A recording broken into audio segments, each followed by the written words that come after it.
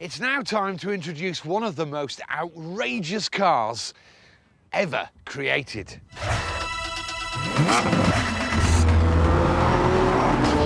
The Lamborghini Aventador Roadster, a brand new 217-mile-an-hour convertible. This car can be summed up in just one word: ridiculous. It's the most over-the-top, preposterous lunatic I think I've ever driven. And I'm testing it on one of the world's greatest roads, the Black Mountain Pass in South Wales. I mean, it's bonkers. Nothing on sale creates a bigger impact, and the price you pay for everyone staring at you? £288,000. That's 28 grand more than the hardtop. So you'd expect Lambo to give you 28 grand's worth of high-tech folding roof. But they don't. While cheaper supercars like the Ferrari 458 and McLaren 12C have electric folding tops, the Lamborghini, well, it's a bit more DIY.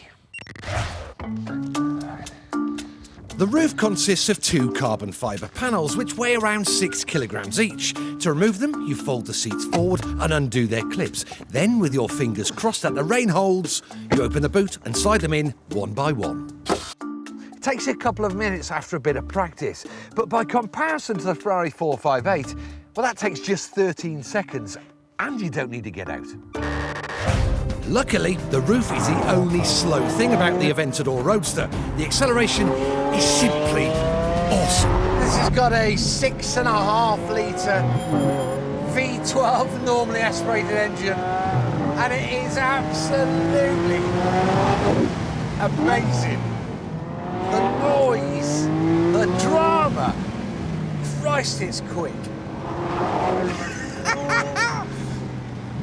You know, it's 691 horsepower, 3 seconds to 60, 217 miles an hour.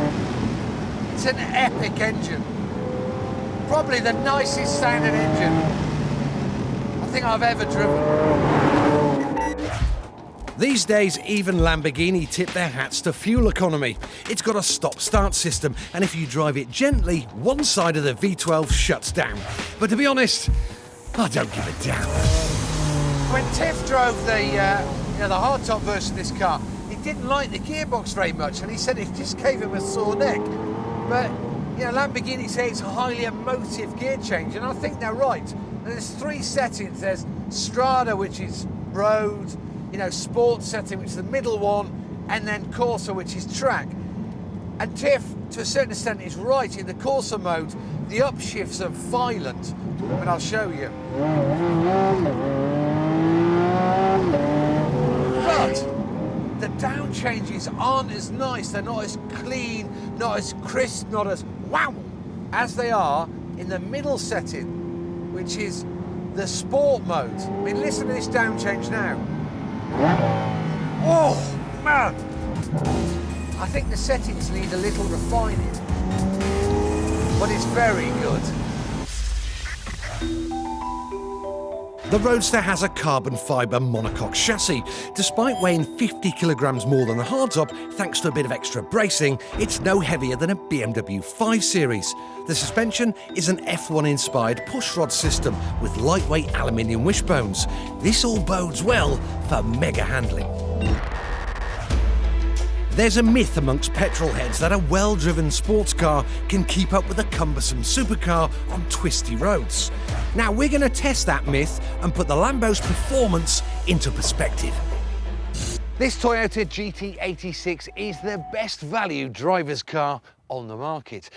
And you can buy 11 of these for the price of one of those Lamborghinis. So we thought we'd put a stuntman behind the wheel of this Toyota to see if it can keep up with me behind the wheel of that Lamborghini, up these mountain roads.